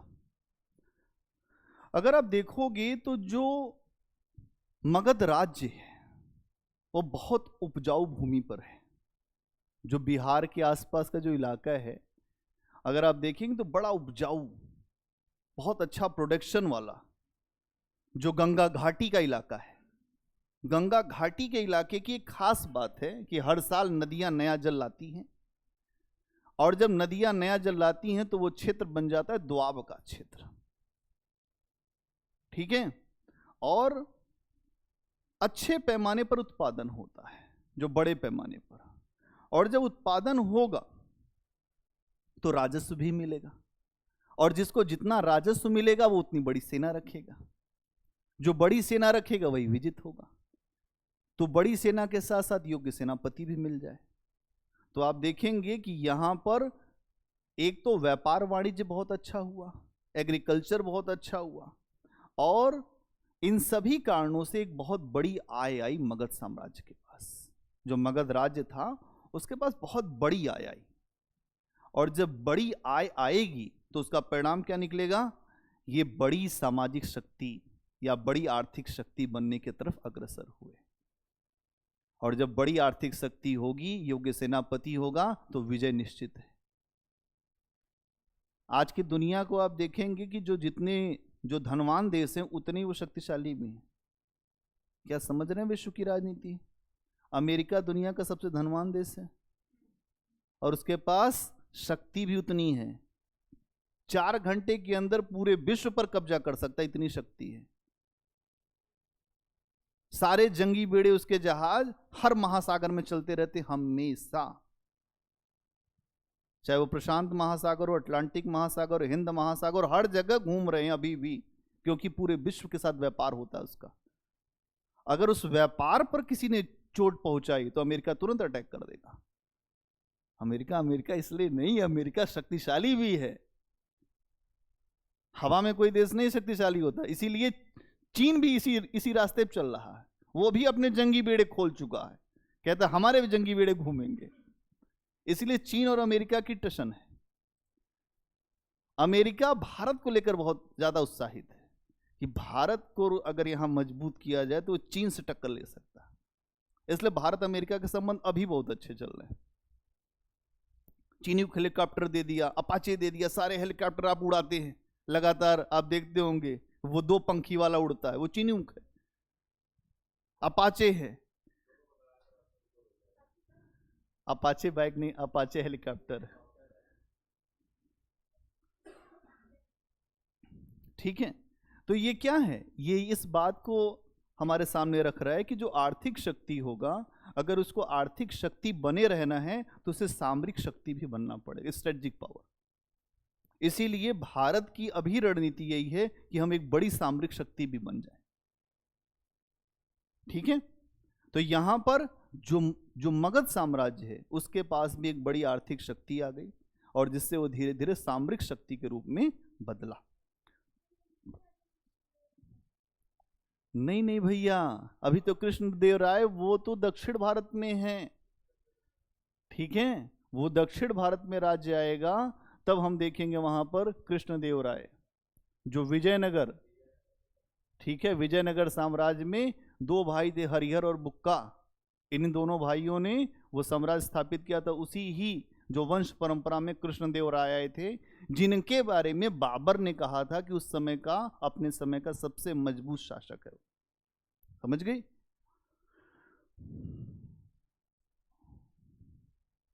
ठीक है, तो सामाजिक कारण क्या था कि मगध साम्राज्य उदित हुआ? ऐसा समाज में, ऐसे समाज से ही लोग आगे बढ़ सकते हैं जहां रूढ़ियां कम हो, जहां असमानता कम हो, जहां आपस में भेदभाव कम हो। तो मगध साम्राज्य में ब्राह्मणवादी व्यवस्था का विरोध था। ध्यान समझना, ब्राह्मणवादी व्यवस्था वैदिक कर्मकांड को प्रोत्साहन देती थी, लेकिन मगध के लोग इस बात को नहीं मानते थे। और जब मगध के लोग इस बात को नहीं मानते थे तो वहां पर एक सामाजिक समानता बनी, और जहां पर भी सामाजिक समानता बनेगी वहां रूढ़ियां टूटेंगी, वहां लोग एक होंगे, और जब एक होंगे तो ऐसे समाज से लोग एक साथ मिलकर संघर्ष कर सकेंगे, और संघर्ष करेंगे तो ऐसे समाज से जब टकराएंगे जहां रूढ़ियां बहुत ज़्यादा हैं, जातीय विषमता बहुत ज़्यादा है, वर्ण व्यवस्था का बोलबाला बहुत ज़्यादा है, ऐसे समाज के लोग ऐसे प्रोग्रेसिव समाज से टकरा नहीं पाएंगे। क्या समझ पाए? मगध प्रोग्रेसिव अप्रोच का है, वहां पर रूढ़ियां नहीं है, दार्शनिक परंपरा है। वहां पर यह नहीं माना गया है कि यज्ञ करोगे तो ये हो जाएगा, ब्राह्मण को बुलाओगे तो ये हो जाएगा, ऐसे करेंगे। वहां एक ऐसी सोसाइटी है जो रूढ़ियों से अलग हो रही है। जब रूढ़ियों से अलग होगी तो समाज में थोड़ी बहुत समता दिखेगी, इक्वलिटी दिखेगी, इक्वल दिखेगा समाज। और समाज जब इक्वल दिखेगा तो लोग एक साथ आएंगे, और जहां का समाज विभाजित है उस समाज के ऊपर आरोपित हो जाएंगे, उनके ऊपर उनका प्रभाव बन जाएगा। और जैसे ही प्रभाव बनेगा वैसे ही मगध आगे बढ़ जाएगा। क्लियर है? सामरिक कारण, स्ट्रेटेजिक लोकेशन। कोई राज्य बनता है उसकी लोकेशन से, उसके भूगोल से, कि कौन सा राज्य कैसा है, कौन सा देश किस स्ट्रेटजी पर है, उसकी भौगोलिक स्थिति क्या है। अगर आप जो मगध को देखेंगे तो मगध की राजधानी थी राजगृह। क्या थी? राजगृह। आज वहाँ की जो पुलिस डिपार्टमेंट की ट्रेनिंग होती है, जो पीपीएस अफसर होते हैं, जो बिहार सर्विसेज से जाते हैं, उनकी ट्रेनिंग राजगृह में ही होती है। जो डीएसपी लगते हैं तो वहाँ पे ट्रेनिंग एकेडमी है राजगृह में। तो राजधानी थी राजगृह। ये 5 पहाड़ियों से घिरी हुई है, 5 पहाड़ियों से घिरी हुई है, इसलिए यहां पर आक्रमण करना और इसको जीतना आसान नहीं था। अभी आ रहे हैं, पहले आगे चल के यही बनेगी। उदयन बनाता है पाटलिपुत्र। राजधानी चेंज का होती है ना बार बार। जैसे अगर कोई व्यक्ति आता है, उसको लगता है राजगृह मजा नहीं आ रहा है, तो क्या है, चलो पाटलिपुत्र चलते हैं। ऐसे एक काम किया था मोहम्मद बिन तुगलक ने। उसने कहा कि हमारी राजधानी दिल्ली नहीं रहेगी, दौलताबाद रहेगी। वो इसलिए राजधानी छोड़ के गया कि दिल्ली के लोग उसको ऐसे ऐसे पत्र भेजते थे जिससे वो बहुत नाराज हो गया। कुछ लोग उसमें उसको बहुत अपशब्द लिखते थे कि बहुत दुष्ट हो तुम। उसने कहा ऐसा है कि हम यहाँ रहेंगे ही नहीं। फिर उसके बाद एक यहाँ पर महामारी फैल गई, कुछ बीमारियां ऐसी फैल गई थी यमुना नदी के आसपास। उसने कहा दिल्ली नहीं रहेंगे। उसने अपने यहाँ की जो राज्य की जनता थी उसको ही बोला कि तुम सब मेरे साथ चलो, और तुम सब चलोगे पैदल। आधे लोग तो रास्ते में ही मर गए पैदल चलते चलते। कहने का मतलब ये है कि जब कुछ लोग मूर्ख लोग हो जाते हैं राजधानी भी बदल देते हैं, और कुछ महत्वपूर्ण लोग होते हैं तो राजधानी स्ट्रेटजिक आधार पर बदलते हैं। तो हमेशा ये बात समझनी पड़ेगी कि आगे चल के राजधानी बदली गई, लेकिन अभी राजधानी राजगृह है जो 5 पहाड़ियों से घिरी हुई है। ठीक है। और जब आप देखते हैं कि आगे चल के पाटलिपुत्र राजधानी बनती है तो वो 4 नदियों से घिरी हुई है, 4 नदियों से घिरी हुई है, जिससे इनकी राजधानी हमेशा एक सुरक्षित प्लेस रहे। जब राजगृह, 5 पहाड़ी, पाटलिपुत्र, 4 नदी, और हर जगह इनका पहरा, ऐसी स्ट्रेटजिक लोकेशन होगी तो फिर आपको कोई हरा ही नहीं पाएगा। इसलिए मगध का उदय हुआ। आई बात समझ में? उदय क्यों हो रहा है मगध का? वो तो है ही है, खान, लोहा, ये सब था, वो सब था। वो जंगल थे, हाथी थे, ये सब तो मोटे मोटे कारण सब एनसीईआरटी में लिखा हुआ, पढ़ो वो सब, उससे खूब ज्ञान अर्जित करो। हम जो बता रहे हैं ऊपर से है वो, उससे खूब ज्ञान अर्जित करके ऐड कर लो। हाथी मिलता था तो लोहा मिलता था, खान थी इनके पास इसलिए अमीर हो गए। हमने एक आपको ओवरव्यू कर दिया कि हाँ ये सिस्टम था। इतनी बात समझ में आ गई? कुछ पॉइंट्स लिखो, बात खत्म करेंगे इसमें।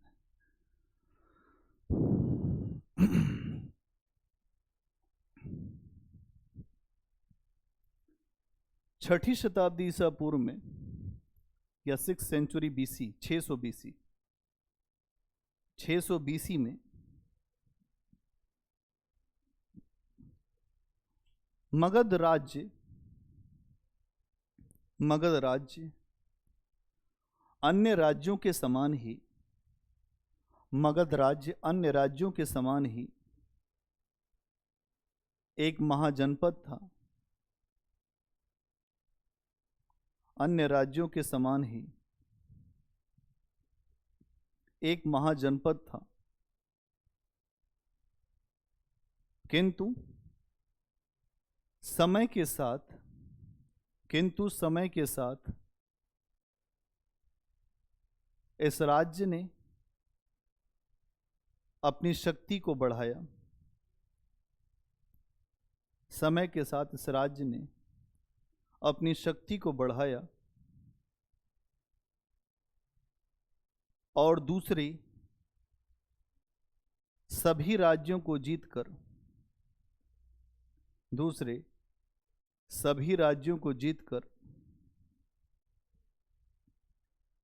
एक बड़े साम्राज्य का निर्माण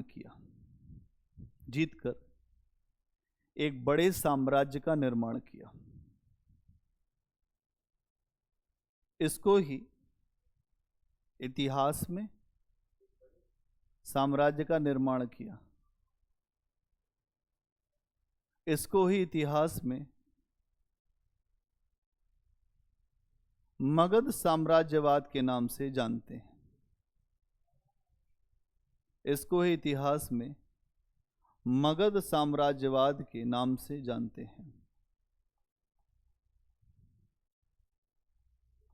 मगध साम्राज्यवाद, इंपीरियलिज्म कहते हैं ना, इंपीरियलिज्म, मगध साम्राज्यवाद। अगला पॉइंट, मगध राज्य के उदय के कारण। अगला पॉइंट बनाइए, मगध राज्य के उदय के कारण। पहला पॉइंट,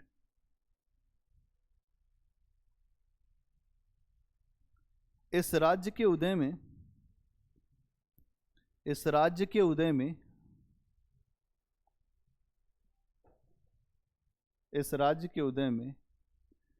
यहां के शासकों का भी योगदान रहा है। इस राज्य के उदय में यहां के शासकों का भी योगदान रहा है, जैसे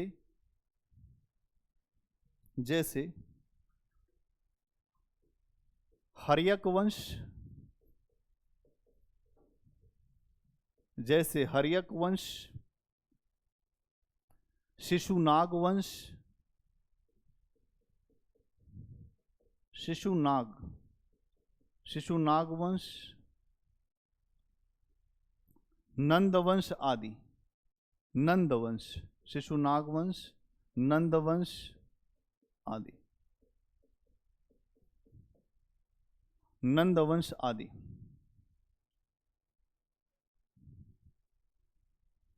शिशुनाग वंश, नंदवंश आदि।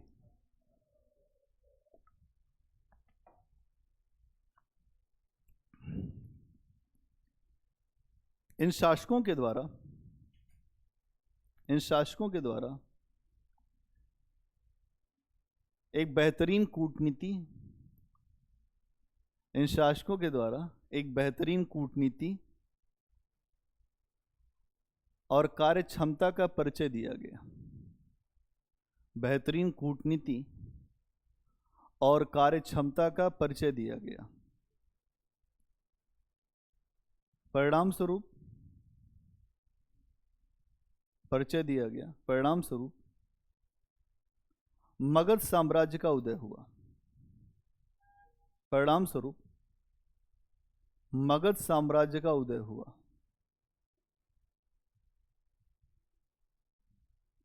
परिणाम स्वरूप मगध साम्राज्य का उदय हुआ।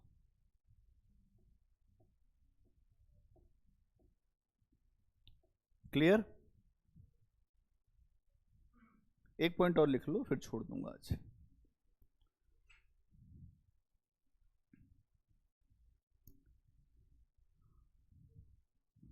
मगध राज्य के पास राजस्व के काफी अच्छे स्रोत थे। मगध राज्य के पास राजस्व के, रेवेन्यू के, राजस्व के काफी अच्छे स्रोत थे। इस समय गंगा घाटी में, इस समय गंगा घाटी में कृषि के क्षेत्र में क्रांति हो रही थी। इस समय गंगा घाटी में कृषि के क्षेत्र में क्रांति हो रही थी। क्रांति मत रेवोल्यूशन।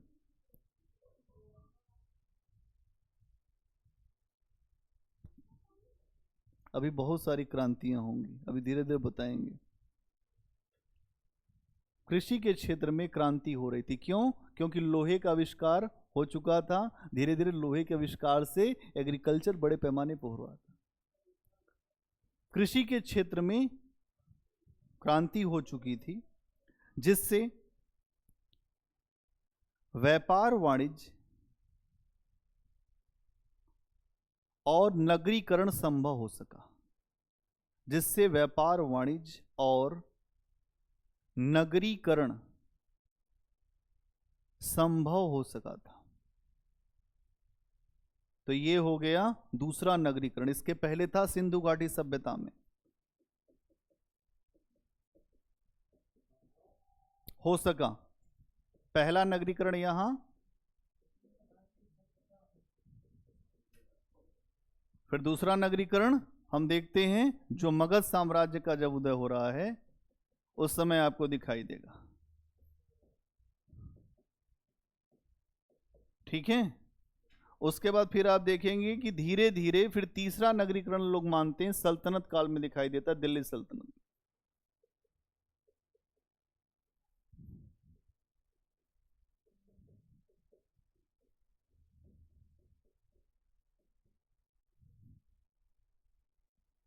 जो दिल्ली सल्तनत का मतलब क्या है? 1206 के बाद से 1526। कुछ इतिहासकार मानते हैं, जैसे इरफान हबीब जैसे इतिहासकार, कि दिल्ली सल्तनत जब स्थापित हुआ तो एक सेंट्रलाइज गवर्नमेंट की स्थापना हुई, और सेंट्रलाइज गवर्नमेंट की स्थापना के साथ अलग अलग स्ट्रक्चर जो व्यापार के बड़े बड़े केंद्र उभर के सामने आए, जैसे आगरा, लाहौर, बहुत सारे केंद्र उभर के सामने आए, ये दिल्ली। और इसके बाद एक बड़ा नगरीय जो स्वरूप दिखाई देता है, इसीलिए इस समय तीसरा नगरीकरण हमें दिखता है। तो पहला नगरीकरण जो सिंधु घाटी, फिर उसके बाद यहां, फिर वहां। आई बात समझ में? एक लाइन और लिखूं, क्या लिखा बताना। और राज्य के पास एक बड़ी आय आई, और राज्य के पास एक बड़ी आय आई, जिससे